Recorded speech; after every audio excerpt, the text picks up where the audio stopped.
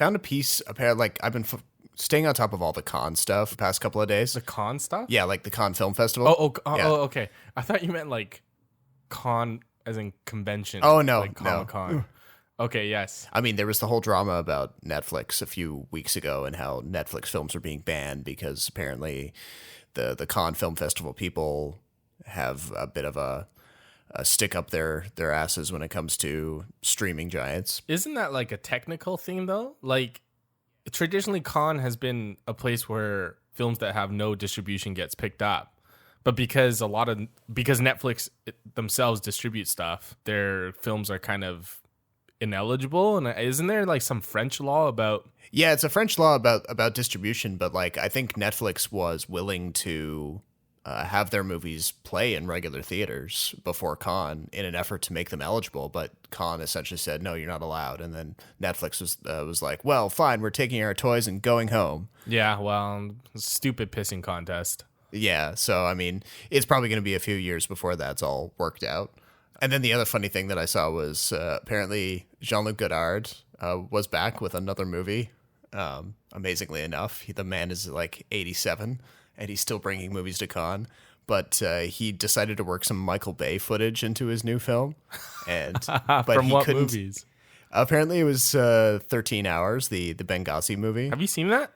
No. Oh, okay. All right. But the funny thing was that I can't remember which outlet. I think it might have been Kyle Buchanan from Vulture got up to ask Godard a question via Skype at one of the big press conferences, and Godard wouldn't admit to having used any Michael Bay footage in the movie. Oh, really? Or at least he claimed that he couldn't remember whether he'd used any footage from the movie. Well, he is super old, so yeah, and like but the Godard was like arguing with him, and it got kind of awkward. But I'm still surprised that Godard still comes to these things. You'd think he would just sort of retire, but not if the ego doesn't let him.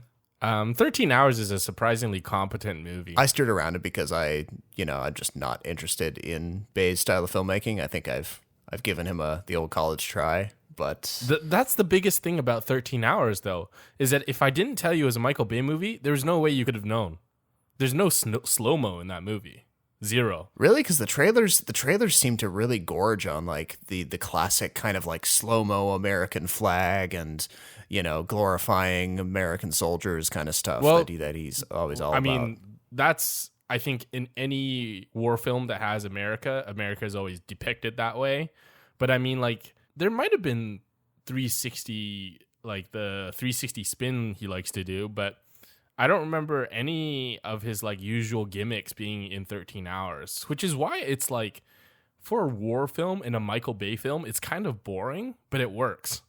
So if you ever have a chance, I just like give it a watch. I think you'll kind of be surprised how little Bayhem. Yes, how little Bayhem is in the movie. It's surprisingly not over the top. Oh, okay. All right. It has a very American Sniper feel to it. Oh, all right. Yeah. Anyways, apparently the pieces that Godard used from this movie were just like really quick flashes of like gunfire and explosions or something, in an effort to prove a point. But I still feel like, despite how much I hate on Michael Bay, I'm more likely to actually see 13 Hours than I am to see the new Godard film, because I've watched a few of Godard's late period movies and they're very difficult to watch, or at least to enjoy watching. It's always about the exercise and thinking about what cinema is and what is culture, what is a movie. It's all these kind of, you have to be in a pretty patient frame of mind to really stick with his stuff lately. But on that note, let's start the show.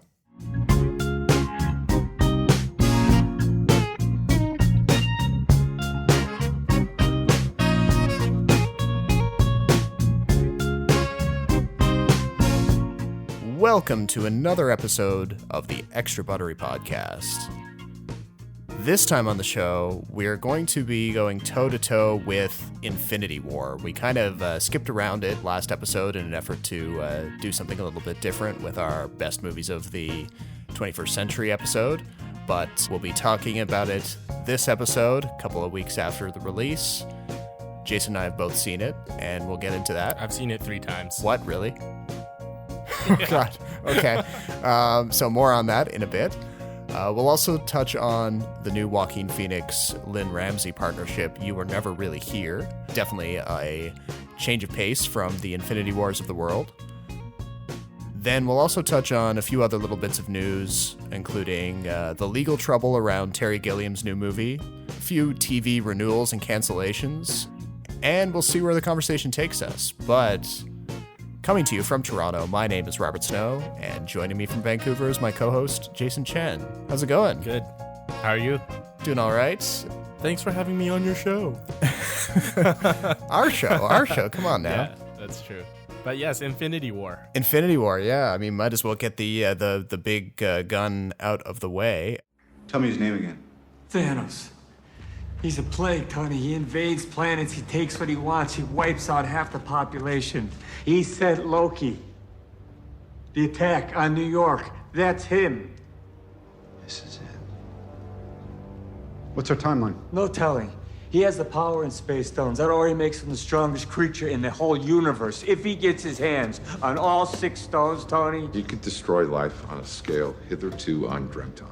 Did you seriously just say hitherto undreamt of? Are you seriously leaning on the cauldron of the cosmos? Is that what it is? So I'm actually surprised to hear you say that you saw it 3 times. Well, watching movies multiple times in the theater isn't like something out of the ordinary for me. I saw Black Panther twice in theater. Okay. So the first time I watched it, I thoroughly enjoyed it. And then I told my mom about it, and she had turned off the entire superhero thing right around when Thor came out. Like, she wasn't that interested in Iron Man either, and she was kind of bored with all the other movies. But I was like, hey, like, this is quite the spectacle. It's actually, like, if, you know, you're curious about what happens, I think it's worth going. And so I took her, and she enjoyed it. But we went to our local theater, and it was a Cineplex, but it was a smaller auditorium. And so she enjoyed it, but we both felt that, like, the sound and the screen weren't loud or big enough. Okay. So on Mother's Day, she's like, oh, let's go see a movie. And I was like, all right, well, if you want to see a movie, we can go see it on like a bigger screen with bigger sound. And she's like, all right, okay, let's go. And so that's how I saw it 3 times. All right. So what after seeing it those 3 times, like, did your take on it change at all? Not really, but anytime you see a movie like 3 times within like a 2-3 week span, by the 3rd time, you're kind of like looking forward to certain scenes. So it's a 2.5-hour movie. So if there's certain scenes in the middle that I couldn't wait to like just get through. There are a couple parts, especially with Thor going to that weird planet, which I can never say, and looking to make Stormbreaker with Peter Dinklage. The new axe. Yeah, the new axe, his new Thanos killing weapon. I really couldn't care less. I just wanted him to like show up in Wakanda and start kicking butt, because like right. I felt that entire subplot with him going to the planet and looking for the axe was just kind of really boring. It was a really boring subplot.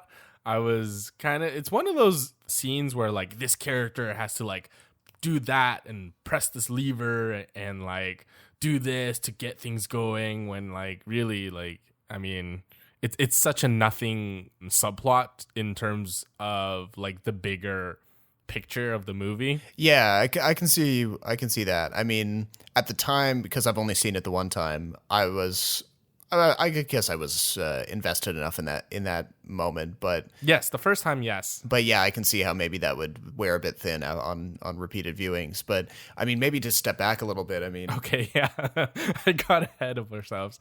Yeah, because we're drilling right in there. But I mean, I ended up giving the movie about, I think it was a 3.5 out of 4 on in the review that I posted to the site.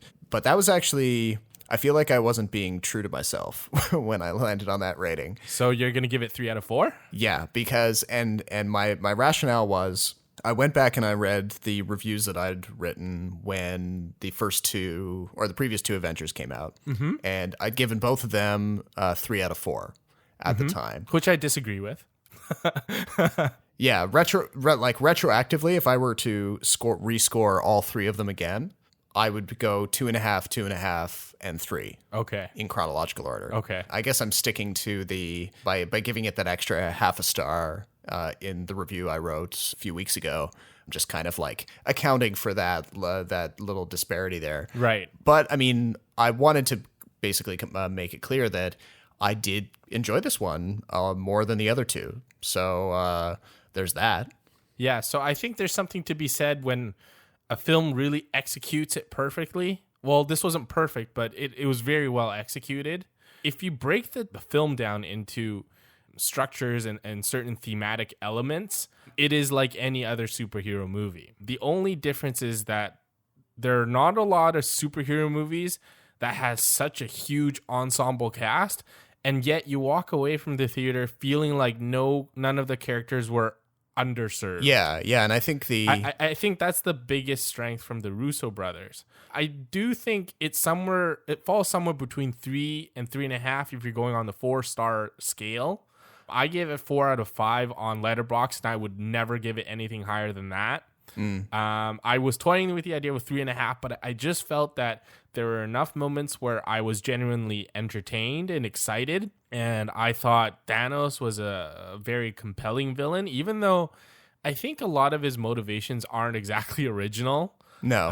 I think the only thing that makes him different from a lot of villains that, want to rule the world is that Thanos, for whatever reason, believes that only half the galaxy's population deserves to die. Yeah. So I'm not exactly sure how he comes up with the arbitrary half. I'd be interested to know how he does the math. And I think there are enough certain Easter eggs and teasers in there to really make you want more, which was a feeling I never got after Age of Ultron. Yes. Yeah, I agree with that. And I mean, I'm with you on the appraisal of Thanos too, because as a villain, it would have been deadly for this movie to have a villain like, say, Ronan the Accuser from the first Guardians movie, or Yellow Jacket from Ant-Man. Like villains who are just like one note, poorly motivated, and blah blah blah. But so the Thanos that they bring up here, I mean, he's worthy of the dozen or so movies worth of buildup that they've given him over the past number of years. Actually, some of his best material has nothing to do with fighting the Avengers or big CGI fueled punch 'em up moments. It's actually the dialogue scenes for me between him and Gamora, or him and other characters, where he talks a little bit about where his head's at, or expresses like disappointment or sadness that his daughter Gamora really hates him as much as she does. Remember the part where they go to find the Soul Stone? Yeah. And Thanos makes kind of like a throwaway comment about how he turned his back on his destiny once and he wasn't going to do it again. Yeah. That was a very interesting line to me. I'm sure they'll explain it in the next Avengers movie. But I feel like Thanos, there's a depth to him that a lot of other Marvel villains didn't have. I didn't think Yellow Jacket was that bad. I just think he was kind of miscast. I didn't really like Corey Stoll in that villain role. And what was the other villain you talked about? Oh, Ronan the Accuser from Guardians. Ronan the Accuser, right. So Ronan, I thought, was at least, not a human character, or he was like an alien species of some kind. And I think in that movie, he was a bit over the top enough that I actually enjoyed his performance. But I agree with you that the villains, Thanos, especially with the amount of building or character building that we experienced in this movie, and his performance, I think, really helped the movie along. I also have to say, I actually enjoyed his henchmen. Oh, really? Because I felt that they kind of distracted a bit. You didn't like Ebony Maw? I thought him and Proxima Midnight were kind of cool villains. They look cool. I mean, the design was cool. I'll give them that. Yeah, the design was cool. I think they had some interesting villainy lines. Whatever. It's something along the lines of, this is your salvation and not your death. We've come to save you by killing you because this world is terrible and we don't need you kind of deal. It's almost like an Orwellian kind of euphemistic way of talking. Yeah. Yes. So I enjoyed that part. The other two villains, the big giant dude, I can't remember his name. I think it was Quake or something like that. And then the guy with the spear was just kind of like a sniveling villain. So I didn't enjoy it that much. But, I mean, I definitely walked away not thinking that they were throwaway characters. And maybe this is where we kind of throw up the spoiler alert, because we'll need to, if you're at this point, you still haven't seen it yet, maybe turn away. But too bad. Too bad. Yeah. The thing that I really fixated on in the review I wrote was it had a lot to do with the ending, obviously, because that's what's really churning up the conversation. Because, I mean, essentially they do get to the end of this movie and they kill off half of the entire universe, and that includes kill off in air quotes. Exactly, and that's kind of the thrust of my argument was that any careful or even like semi-careful viewer of these movies knows that the vast majority of the people who die in air quotes in that closing scene are actually going to come back to life in some way in the next one, whether it's being through some sort of thing with the soul stone or whatever. They're going to bring them a lot of them back. Well, I was going to say my only counter argument with that is we know the characters are going to be back in some capacity, but there is a certain mystery about how they're going to bring them back and which ones they bring back. Because I don't believe that even if they bring back all of them, I still expect a number of them to actually die in the next film, including Captain America. I think he's the one that makes the ultimate sacrifice, and Iron Man saves everyone, but Captain America ultimately dies. But anyway, that's my kind of theory. The one thing I thought they executed very well was like the characters in the film. I think you really sympathize with them. I think, especially having watched Civil War right before Avengers Infinity War, the main crux of the conflict in Civil War was about government intervention and whether or not they want to be part of the UN or not. That kind of conflict doesn't really resonate with the audience, I think, because every single audience member who goes to see a superhero movie is like, cool, I want to have those superpowers. I don't care. But for this one, I think you really sympathize with Iron Man and Raccoon and all the ones that survived, because they really sold you on the fact that they really felt a genuine loss when their friends and their team members started to turn into ash. Yeah, I guess so. And I mean, like, certainly the moment between Peter Parker and Tony Stark when Peter is like crumbling away to dust in Tony's arms. I mean, those two actors, Tom Holland and Robert Downey Jr., do a pretty good job of selling you on the emotion of that. Especially Tony being the quote unquote leader of the Avengers and the guy who loves to obsess over which characters he's benching in certain fights and all this stuff. And I guess what I'm trying to say is that I know those characters are going to come back, but I am very interested, or the movie still made me very interested in their journey of getting them back and how they're going to get them back.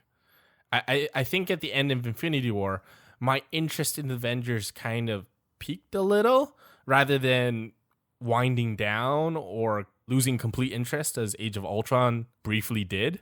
So I am looking forward to Avengers 4, which is what the movie sets out to accomplish anyway. So kudos to that. And maybe this has less to do with the movie itself and more to do with the buzz before the movie dropped. And, they're saying like, oh, they're going to kill people. They're going to kill people. And then they don't actually kill people. Or the characters who are... Can't believe that PR marketing stuff. They did kill off Loki. I think Loki stays dead.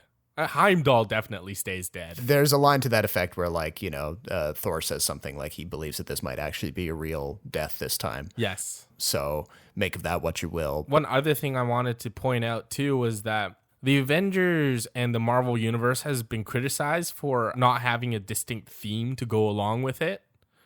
I definitely felt in this one, like, especially when Captain America showed up, that his theme was, for whatever reason, much more recognizable in this film.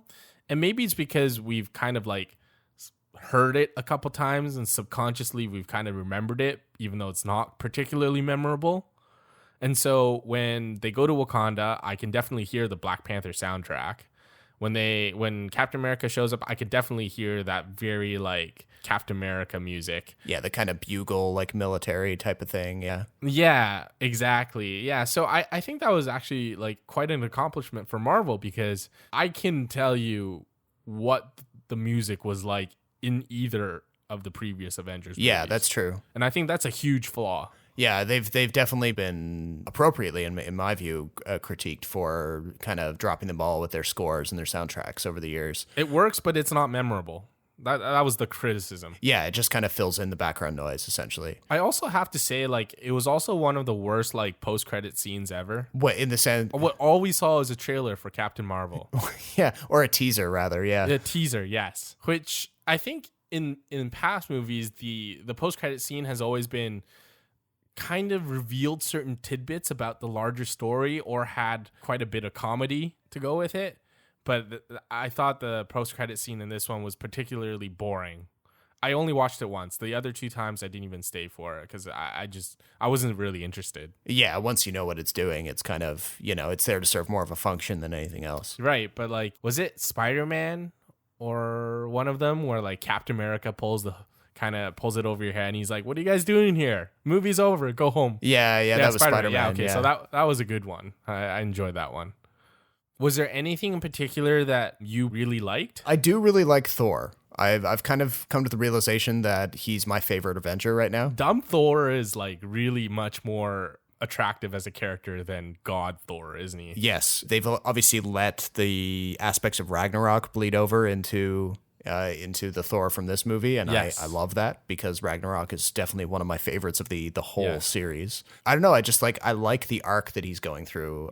Sort of also like I kind of like Hulk's arc as well because he kind of came out of that Ragnarok storyline. I'm still not a big Mark Ruffalo fan, but I thought pairing Thor with the Guardians of the Galaxy was a really smart move. Yes, yeah, and that's what kind of led me to enjoy that like forging of the new weapon kind of scene a little bit, even though it totally breaks like so many rules of science all at once.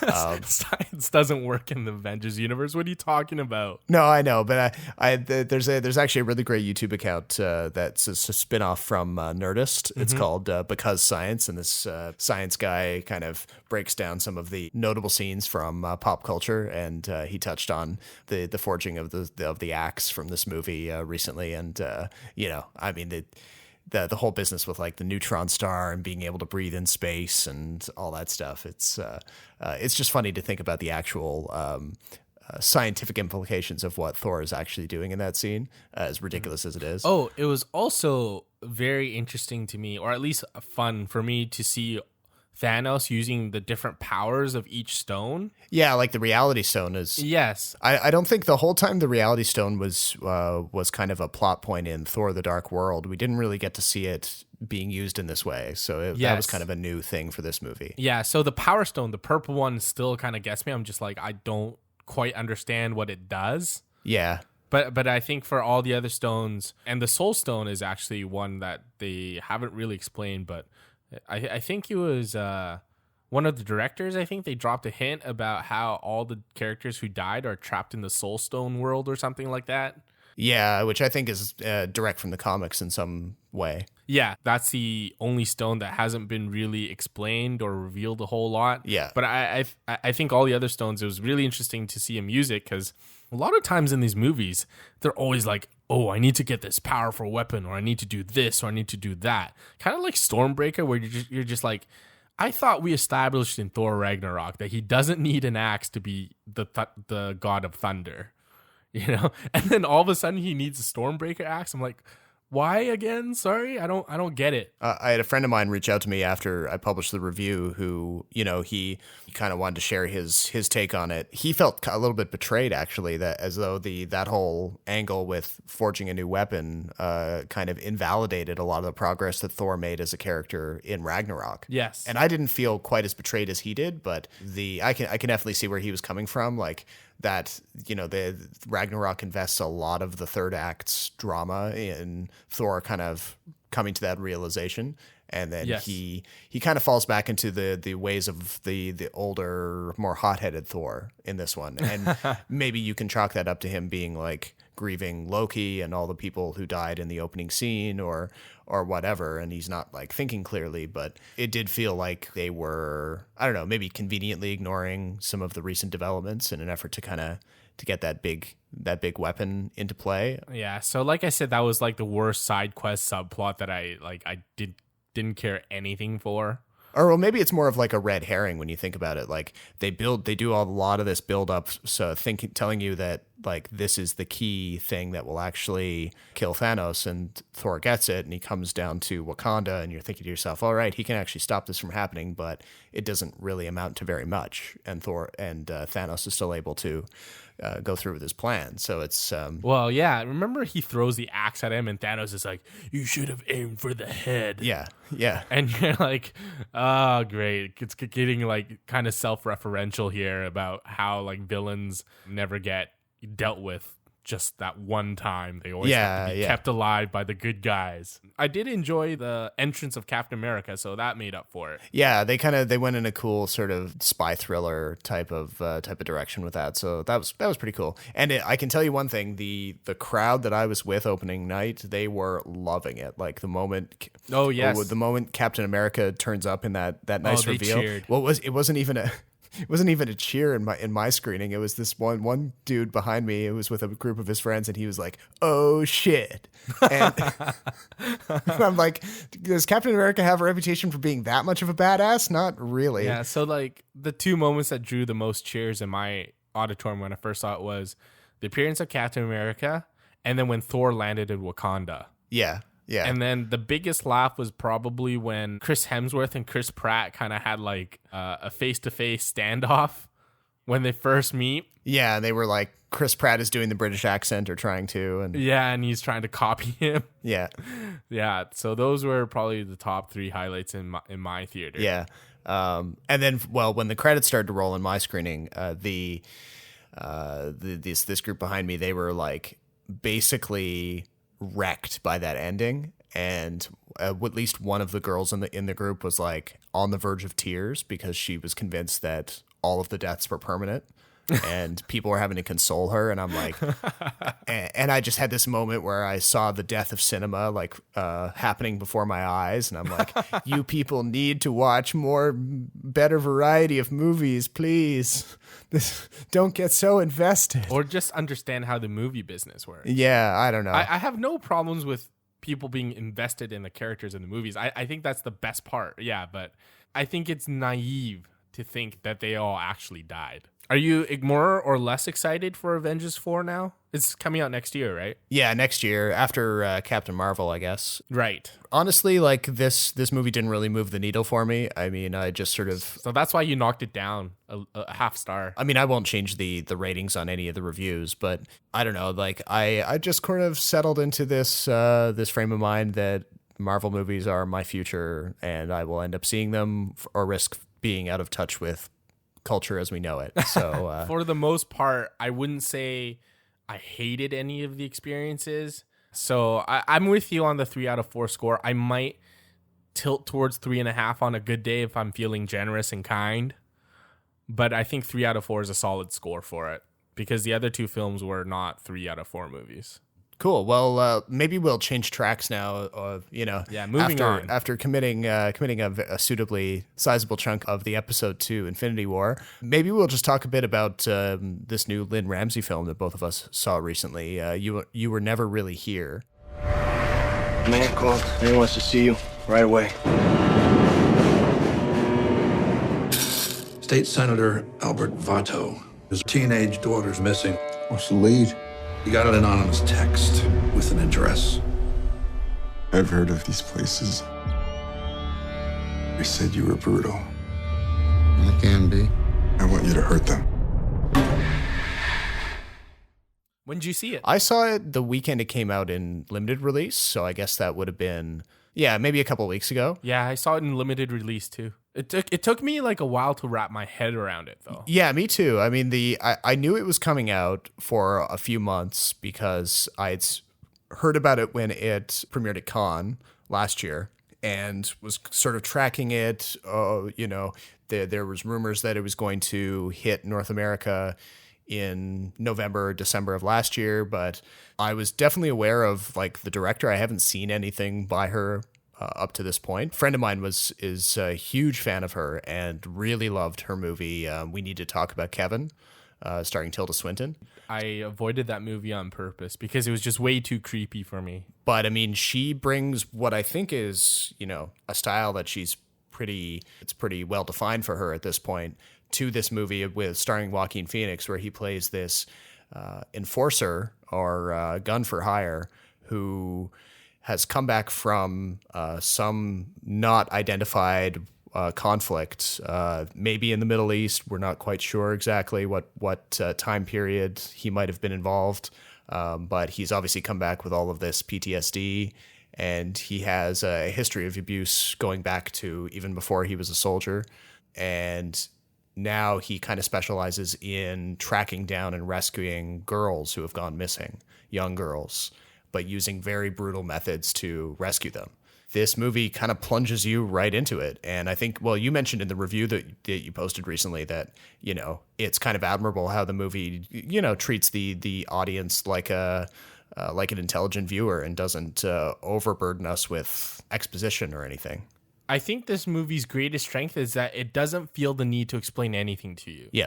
I think you definitely learn more about the film as you go along, and you start putting together pieces of the plot, but you're never burdened by the details, and you don't realize you don't need the details until after the movie. I think there's a subplot involving like the father of the daughter that was abducted and some sort of like scandal her father was involved in, but you never really know for sure what it was.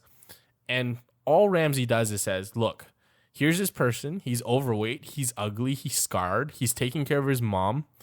And he is looking for ways to basically kill himself all the time. And I think a lot of crime films always want to have that big payoff film where they kind of slowly meander through the plot and all the twists and turns. And then they have this big payoff at the end because you realize what the characters are invested in and how they're motivated. But in this one, I think it's really interesting and a real breath of fresh air to just drop in and just be a part of the movie as the character's going through like a pivotal moment in their lives. Yeah. It's 90 minutes long, so it gets to the point quite quickly, but it doesn't do it through exposition. It just does it through images and sounds, and it's really, really effective. Yeah, like one of the words that really applies well to this movie is texture. Like texture's not a word that always comes up when you're talking about movies, but it really applies here because there's this very specific kind of interweaving of sounds and of those images and just like kind of off kilter shots. And there's certain scenes where you can definitely notice that sounds are brought up. Say like when he's like shuffling on carpet, you can really hear it, and she does that on purpose, and I think that just adds more tension into it. In my review, I kind of compared it to Moonlight, which kind of gave me the same feeling about texture of a film. Yeah. It's really hard to pull off.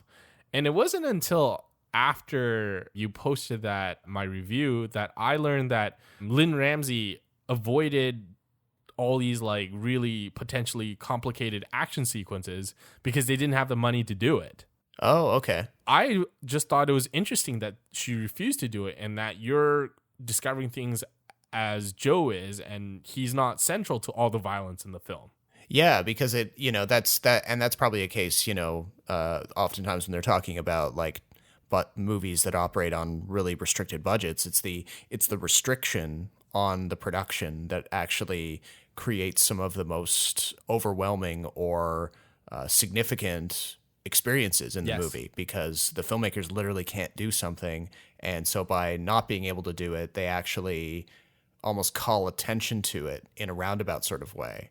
And in the case of this movie, it's examples like a fight that happens in a motel room where the camera kind of drifts up and looks at the action happening, but it's distorted and warped by the mirror on the ceiling of the motel room. Yeah. And you end up thinking to yourself at the time you're watching it, you're like, oh, okay, so it's not really, this movie isn't about glorifying the violence. It's not about being in the moment for Joe. It's it's just sort of something that's happening. Yeah, and at the very final moments of the film where he follows the abducted girl to this like mansion out in the middle of nowhere, yeah. When he gets there, all the violence has already happened. Yeah, essentially. And yet it is still like one of the most tense things I've seen all year.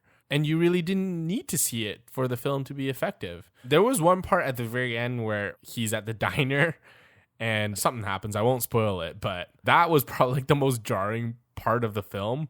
Yeah. And it kind of cops out because it's a bit of a fake out scene. A little bit, yeah. Yeah, but I thought it was very well done too. The music in this film, which is done by Johnny Greenwood, I didn't know that he had worked with Paul Thomas Anderson and Joaquin Phoenix so many times in the past, but I mean, this guy he's probably gonna get a lot of buzz over the course of his career. I think he's really, really good. Yeah, like how old is he? I didn't look up any of his biographical details, but I don't know. I imagine he's like fairly young.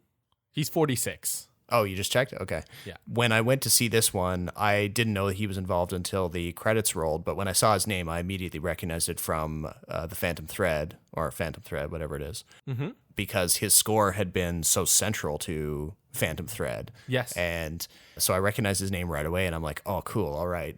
And now I can kind of see a similar thread, pardon the pun, between what he was doing in Phantom Thread and what he was doing here, and how those individual movies kind of played with his style. For those who don't know, Johnny Greenwood is also I think he was the lead guitarist for Radiohead. Oh, okay, yeah. And Radiohead has done a lot of like people who are really into music that I know love Radiohead. It's not a band I ever really got into but Radiohead does some pretty interesting, creative and innovative stuff with music. And so it's not a surprise that his like experimentation has translated so well to a film like this. But Lynne Ramsay doesn't make a lot of films, so I'm kind of hopeful she starts making more, because she's really something else. Like I can probably watch a film and tell you right away if it's a Lynne Ramsay film or not. It's so distinct in its style. Yeah, and I mean, I don't know whether the increased kind of buzz around this movie is going to cause her to speed up at all, or whether she'll kind of stick to a tried and true kind of one movie every few years kind of schedule. But yeah, I mean, color me intrigued. Maybe we'll jump from that over to, I just wanted to talk really quickly about something that I've been like obsessing over recently. And this is the crazy saga around Terry Gilliam's new movie, The Man Who Killed Don Quixote. Can I read? The peasant like you cannot read. I will sound the words, and you can look at the pictures. He actually believes he's Don Quixote. This is going to be fun. His ascent He's insane. I don't know. Have you been seeing news about this kind of filter through to your feed, or? Yes. So, but I mean, please enlighten me, because I definitely don't know as much about it as you. So essentially, Terry Gilliam, from famously one of the six Pythons from Monty Python, he's had a long career making as a writer director. He's made movies like Brazil and Time Bandits and 12 Monkeys. 12 Monkeys, which was an English reboot of a French short film by Chris Marker, and also excellent. So go check it out if you haven't. Oh yeah, that's actually probably one of his more like commercially successful movies. And then in recent years, he's done stuff like The Zero Theorem with Christoph Waltz, several others. But I'm definitely like I would call myself a pretty big fan of his. I love Brazil, and okay, the Criterion Collection's been a great way to kind of catch up on some of his older stuff. But in between all of these movies that he's been working on for the past 30 years has been this one movie, which started out as like a pretty straightforward adaptation of the famous novel Don Quixote by, how do you pronounce his name? Cervantes? Yes. The Spanish poet. He has had nothing but misery trying to make this movie for the past 30 years. It started out in the 80s. He's trying to produce the film in Spain, while I believe Franco's government, the fascist dictator Franco, was in the final throes of its regime, and the production was constantly being interrupted by like fighter jets flying overhead, or a sudden rainstorm that caused a flash flood that washed away all of their equipment. to the lead actor getting severely injured to the point where he couldn't even ride a horse for any of the key scenes. The first attempt at making the movie was documented in a behind the scenes movie called Lost in La Mancha, which I've been meaning to see for a long time, just from descriptions of how crazy it is. Mm-hmm. So production on this movie kind of stalled out for 10 or 15 years, but then it's been kind of getting close to resuming in recent years. Gilliam has pursued funding from a couple of different sources. He's tried on a couple of occasions to get it back up and running, but it wasn't until a few years ago, I think about 2015, 2016, that he finally got all of the money together to actually start production. And in that space of time, the story kind of changed a little bit. It went from being kind of a straightforward adaptation of the novel to a kind of modern day black comedy kind of twist on it, with following an ad executive who kind of gets pulled into this weird attempt to recreate the novel within the world of the movie. And so the movie, as it's filmed, has Adam Driver, Terry Gilliam's frequent collaborator, Jonathan Pryce, and a whole bunch of other great cast members. And he finally got it made, but in the attempt to actually edit it and get it released, he kept getting hit with legal challenges by his various financiers, who were upset about feeling like they were being cut out of the production and that they would be denied any royalties from the release of the movie. And this just kept getting building up and it got to the point that they were just ready to release it at Cannes this week. But then one of the financiers successfully challenged Gilliam in court, and in an effort to block it from being shown in France, which would have made it ineligible for Cannes. And then one of the financiers, actually Amazon Studios, threatened to pull out if the movie failed that legal challenge. And then on top of all of that, Terry Gilliam actually had a minor stroke and was sent to hospital. So, I mean, I think it's fair to say that this movie should be held up alongside other famously troubled productions like Apocalypse Now, movies of that ilk, because it's astonishing to me that Gilliam is finally getting this thing in front of people's eyeballs after all this time. I think it'll gain a lot more traction as one of the most storied movies in development if it does well at Cannes.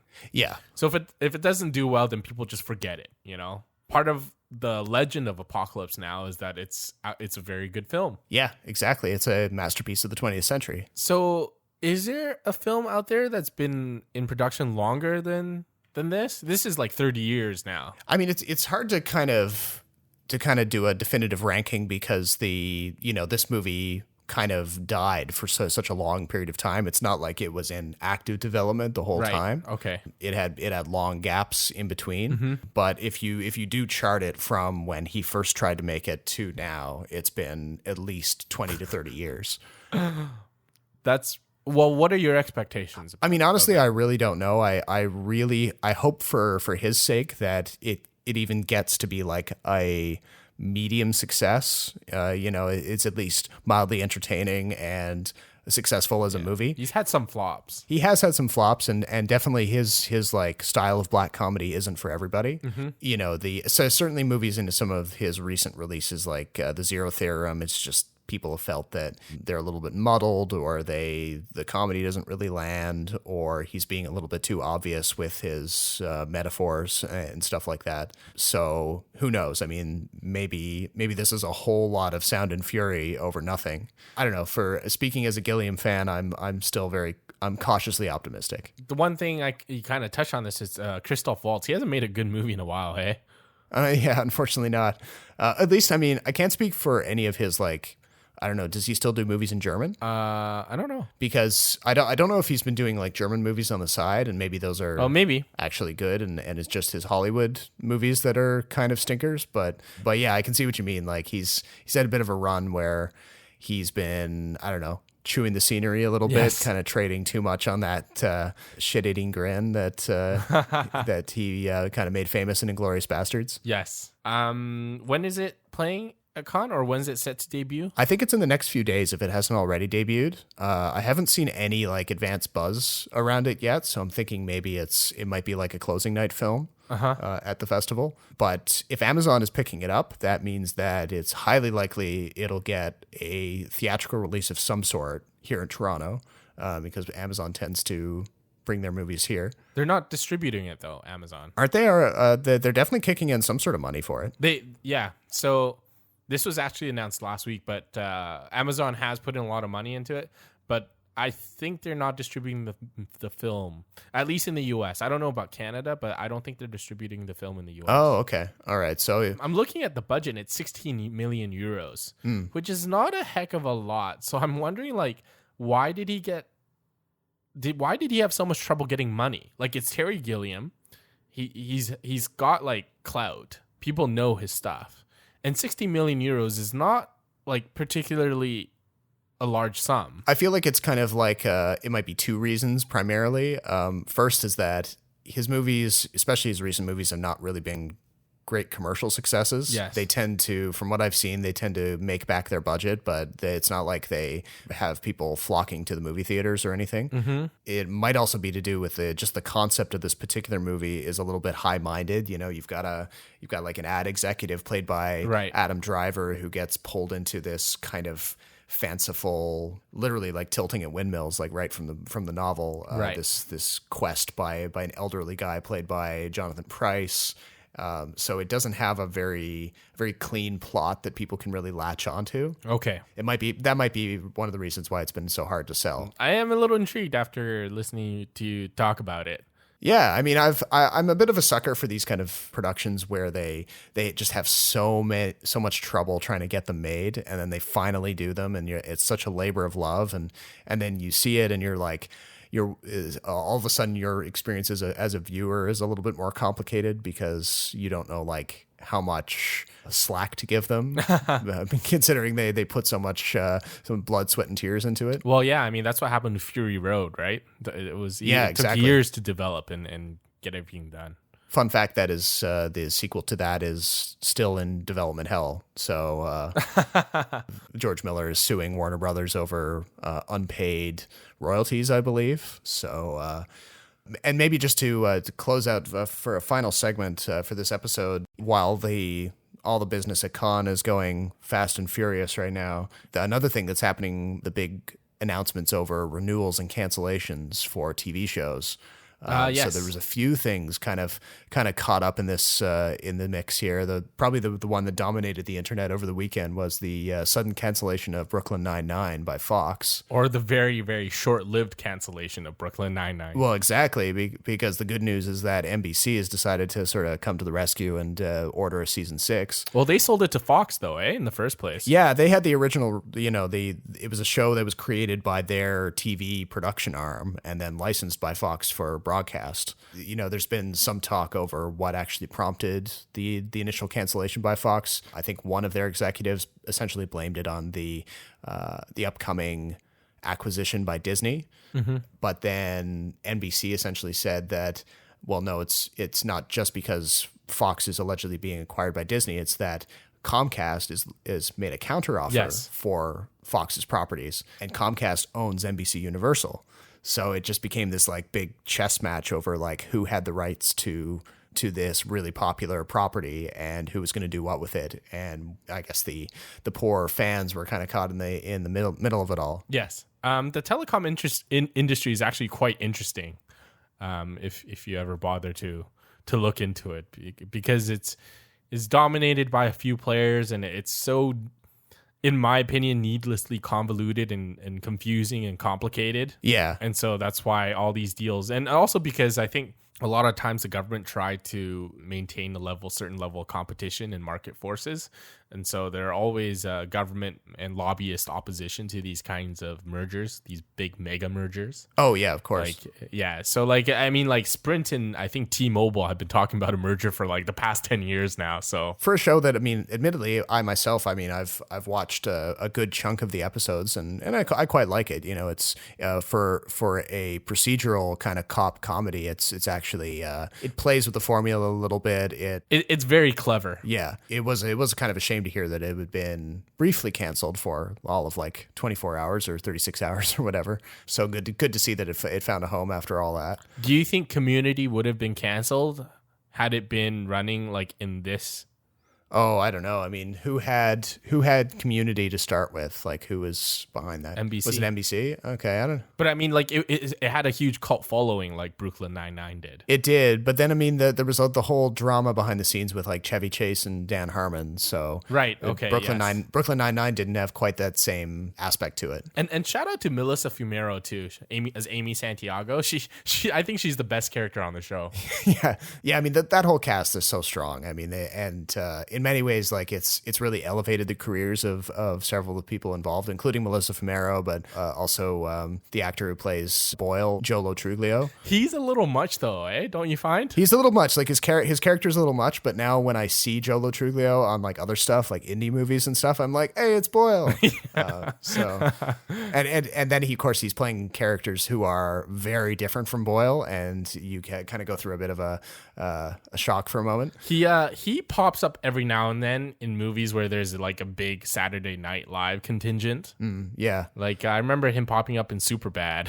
And I also saw that Netflix picked up Lost in Space, right? Yeah, and this was a show that I actually I kind of got into in a sort of backdoor kind of way, because I heard about it being rebooted, and then it came to Netflix, and I was like, I don't know. I mean, I didn't, not that I had watched the 98 movie with Gary Oldman or had watched very many of the episodes of the original 60s show, but, you know, it was kind of like I knew immediately what they were rebooting, because the whole last thing about Will Robinson and his robot pal is like so ingrained in like classic TV pop culture that like almost everyone knows Danger Will Robinson, even though they've never actually seen the show. To see Netflix kind of come along and do this big budget kind of glitzy reboot of it, I was like, oh, well, this could go both ways.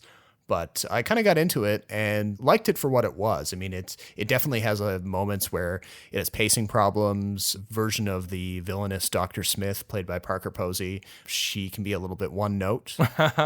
Yep. But I'm curious to see what they do with the second season. And Netflix just came out today to confirm that they've ordered one.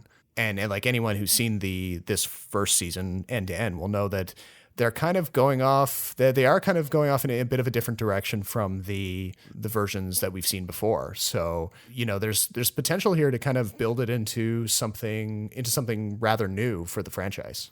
Well, I think we should take a little look ahead into the next couple weeks, because we've got some big names coming out. Yeah, I mean, we're gonna hit. I think round about the time this episode drops on Apple Podcasts and on Google Play, Deadpool 2 will be in theaters. And then, of course, we've got Solo coming out, which is getting some positive buzz. I'm a little surprised by that? Surprised. Yes, I'm a little surprised. I don't know. I feel like it's common these days for positive buzz to really pop up early.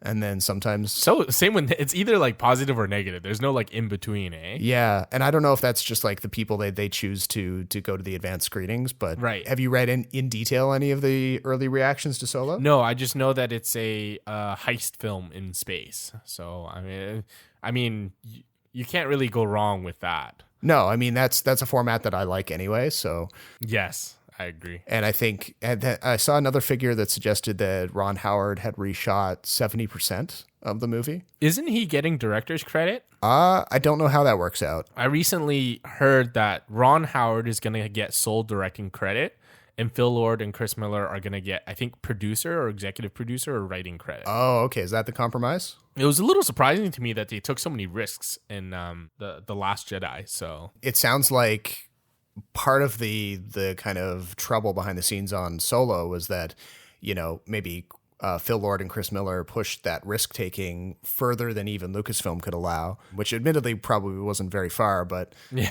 you know, they obviously gave Rian Johnson quite a bit of leeway, more leeway than anyone expected with Episode 8, and then Solo was being shot, you know, almost concurrently. So yeah, I had also heard that Lord and Miller were taking like a long time to accomplish things. Yeah, and they were like, you know, they've got a style that they've been working with going back to the Jump Street movies, you know, very improvisational, and apparently the brass at Lucasfilm were essentially coming back after a day's shooting with Lord and Miller and saying like, well, you know, if it wasn't Lord and Miller, we would have a lot more footage in the can today, but we just were not, and we're super behind. So they started to worry that even if the whole improv route was getting them really good material, it was just going to put them so far behind that it would be too expensive to continue. Mm-hmm. That's what I heard, at least. And then there was like apparently other disagreements about tone and stuff. Like I think maybe Kathleen Kennedy thought that it was a bit too jokey for a Star Wars film. Yeah, we will see. I mean, it'll all be revealed in about a week and a half. And I think I'm looking forward to it. I will not listen to the random dude who was sitting behind me at Infinity War, who went on a big tear about how terrible The Last Jedi was. Apropos of nothing, he just decided that he was going to treat the entire screening to his what?